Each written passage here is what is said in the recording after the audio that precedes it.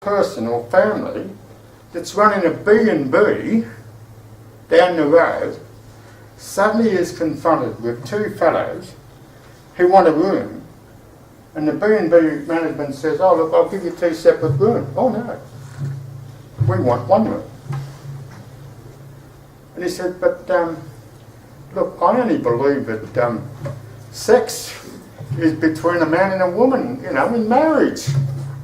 Well no, we're in a committed relationship, we want a single room with a double bed. I said, sorry, I can't give you that. It would offend my belief. Whether the belief is crazy, nonsense, whatever it is, has he got the right to that belief? Can he manifest his freedom to express himself in that circumstance? The law says he cannot. In Australia, the law says that person has to go beyond accepting the orientation of an individual and must embody and encompass the actual activity. And to make matters worse, the Victorian Court of Appeal earlier this year released a statement in respect to a case called the Christian Youth Group, which went there on appeal, and they said, the court was unanimous on this, they said the orientation is not of itself complete without embracing the activity associated with that orientation. Now, to me, that is a step too far. It is bad law, a bad judgment, and a misunderstanding of what orientation is all about and what discrimination is all about. Now, it's not something that I'm saying to you and haven't said to the court. In fact, we acted as amicus in that case, and we were accepted by the court as amicus. And we put the view that, look, whilst you've got two rights, whether the rights are soundly based or not soundly based does not matter. The obligation of a court is to try and find a balance. I mean, for heaven's sake, if you've got 10 B&B operators, why do you have to insist that this person has to give me a double room when this person down the road will give you a double room? Why do I have to insist my rights on this person who wants to exercise his rights, yet I can't do it because I don't want to go an extra 200 yards or an extra half a car where there's no questions asked? This person lives in peace and you can live in peace. These are the private affairs. But no, we're not allowed to do that. And this is all because of this sort of creeping political correctness, that no longer can you just manifest your belief. Now, I think I'm just about out of time, but I'm going to give you a more comical example of where these discrimination laws just go straight off the bat. In Queensland, the Anti-Discrimination Act has amongst a number of other attributes too. One is, of course, sexual preference and sexual orientation, and the other one is lawful sexual activity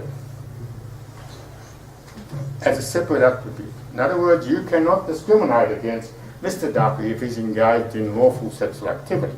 Mind you, hopefully not publicly, but privately. Now, what happened in this particular case was that a woman in the central Queensland mining area hired out a motel room. That was okay, but management suddenly discovered that there was quite a strong filing of men going to this room. And they got a little bit suspicious as to what the hell going on. Is this woman running some sort of a betting operation or something like that? And they discovered that she was actually engaged in prostitution in the room. Mind you, today you're not allowed to say prostitute, you've got to say sex worker. So another one of these sort of more modern developments.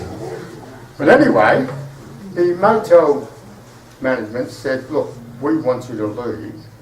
This is not a good image for the mums and dads and the kids who use other rooms. She says, well, that'll cost me a lot of money. I'm sorry, you'll have to go somewhere else, not here. He said, well, and they said, furthermore, don't ever bother coming back here. because we won't give you a room under those circumstances. So she repaid all of that same gratitude and took it off to the Anti-Discrimination Tribunal. The grounds for the discrimination was that she had a sexual orientation of having as many men as she liked. And secondly, she was engaged in lawful sexual activity, because prostitution in private is not unlawful in Queensland. And guess what?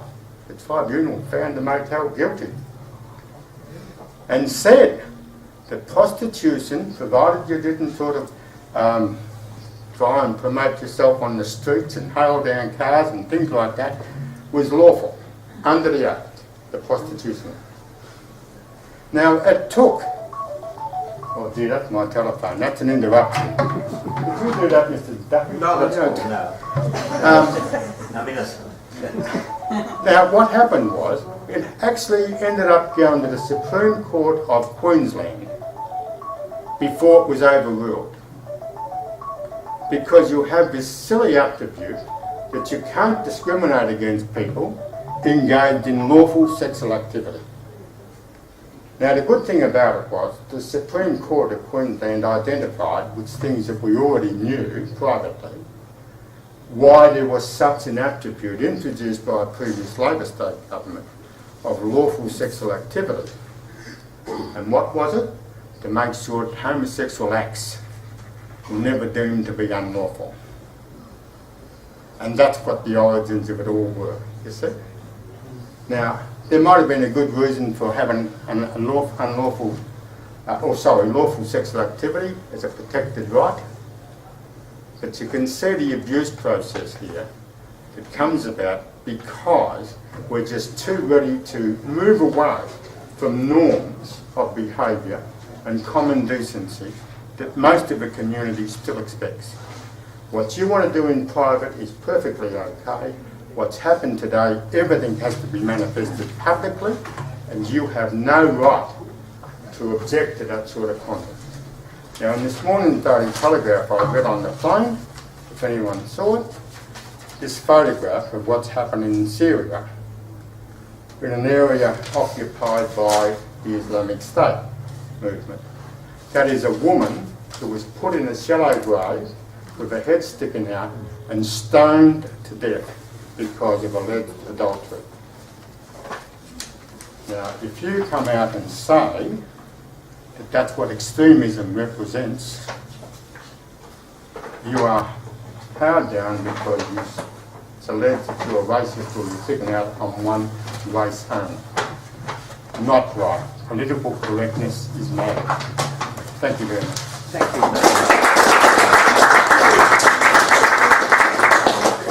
And this is what happens, or what you have to be prepared to get involved in if you, quote, offend somebody. And it's important to understand, I think, that in a sense, to talk about does political correctness infringe free speech? Well, it's sort of a euphemism to talk about political correctness, because what we're really talking about is a cultural war that is being waged by what I would describe as a neo-communist movement against white people, Christians, and men, heterosexual men. And I, as I say, I've had some experience with that. My first experience at Macquarie University and with the Human Rights Commission came in June and July 2005, when I saw this headline in the local paper that was thrown onto my lawn in Parramatta. Now, with this little black Sudanese girl, 2 or 3 years old, and the headline is, "Now Mom and Dad are Aussies like me." I got a bit annoyed at that, because for me, an Aussie, and I have to admit it, when I hear the word Aussie, I don't think of someone from the Sudan. I think of people who basically are European and more specifically, basically more likely than not of a British background. So I wrote a letter to the Parramatta Advertiser, and I'll just give you the highlights of it. Which basically, I gave it a headline, The Path to National Suicide.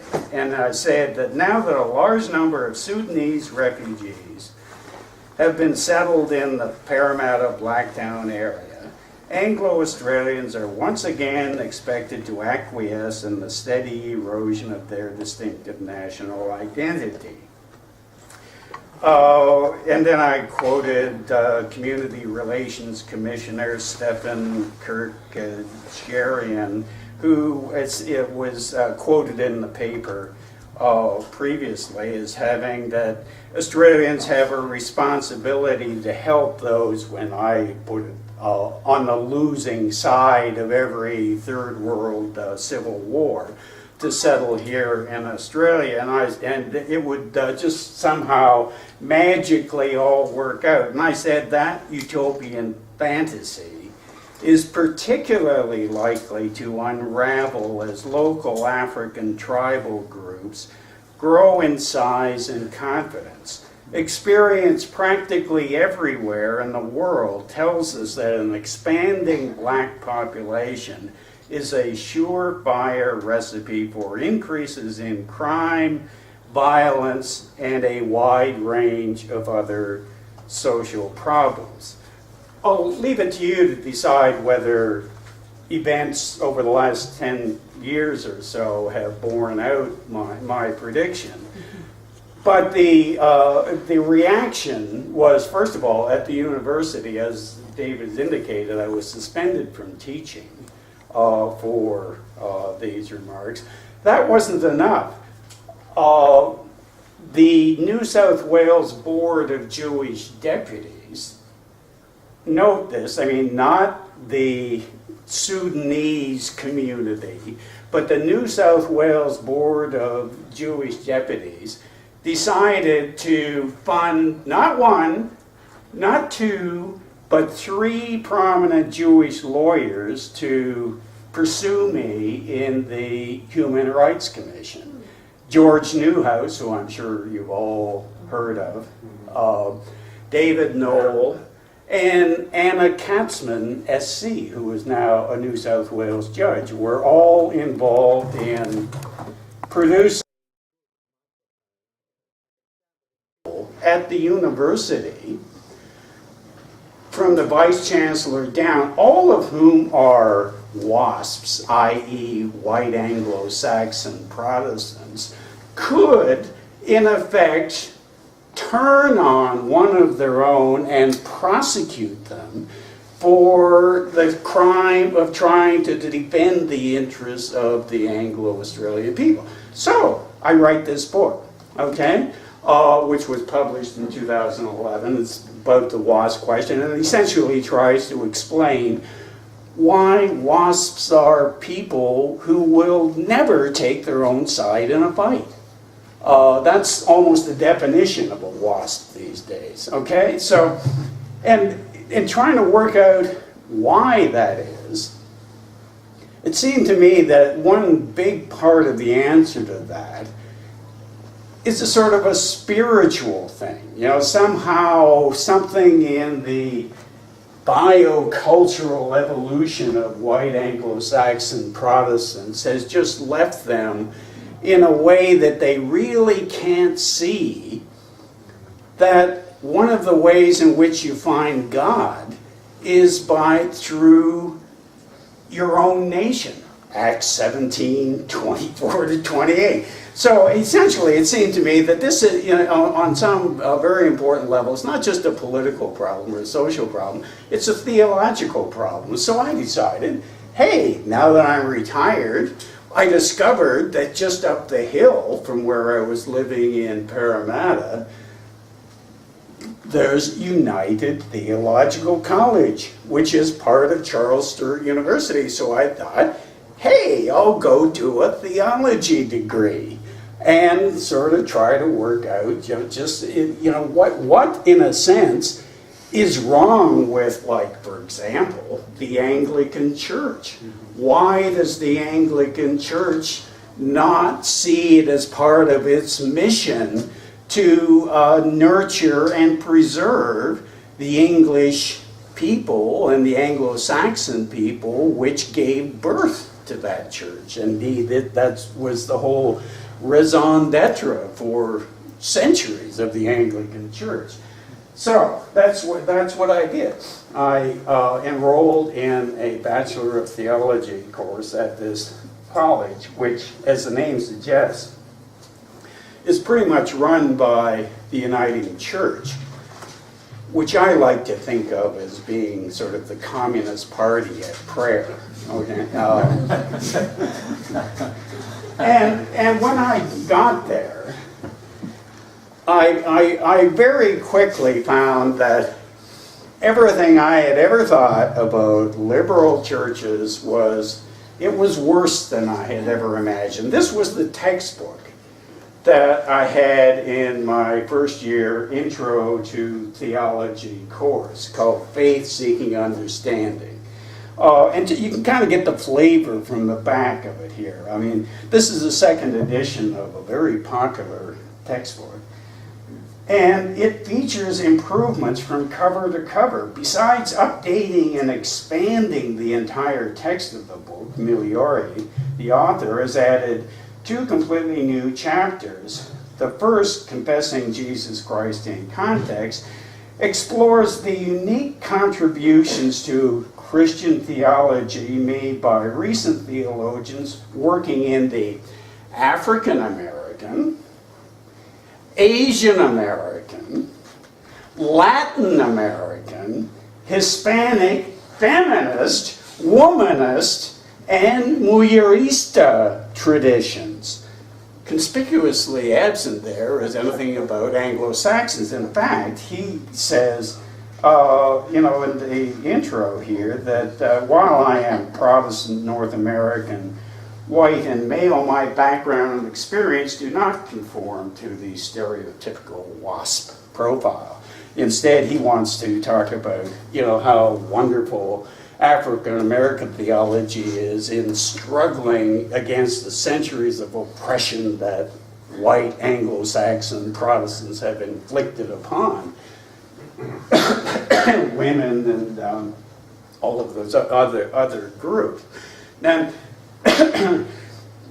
about 3 weeks after I began at this college, and I have to say, I should say, that in the first few weeks, naturally, and both in the lectures and in the tutorials, I expressed some reservations, I'd have to say, about the perspective that this textbook was adopting.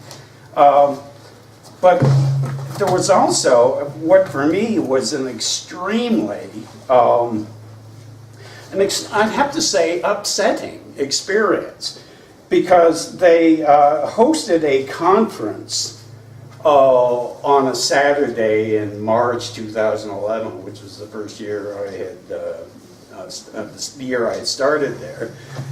And the conference was about the myths of whiteness. It was essentially a talk, an all-day talk given by this Yorkshireman, as he described himself, Anthony Reddy, who's a well-known black liberation theologian from England.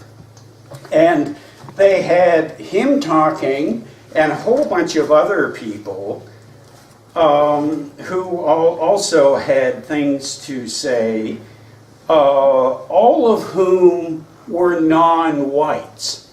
And throughout the whole day, essentially it was a celebration of bashing whitey for all the terrible things that white people have done Graham Mundine, who was the Aboriginal guy there, actually gave a talk celebrating the murder of several white settlers up in northern New South Wales, because of course they deserved it, didn't they? And so I found this a bit hard to take, I'd have to say, especially when there was a lady, a Chinese lady, a Chinese dermatologist from Western Sydney, who expressed the view that there were no really significant genetic differences between the races. And I wasn't quite sure how a dermatologist sort of, would really be an expert in this. And actually, this was in the lunchtime, and I could see where things are going. And since I just lived down the bottom of the hill, I went home and grabbed this book on race, the reality of human differences. And one of the things the author, who's an emeritus professor in anthropology from the University of California, Berkeley, one of the points he makes is that, that book was published in something like 2004. One of the points he makes in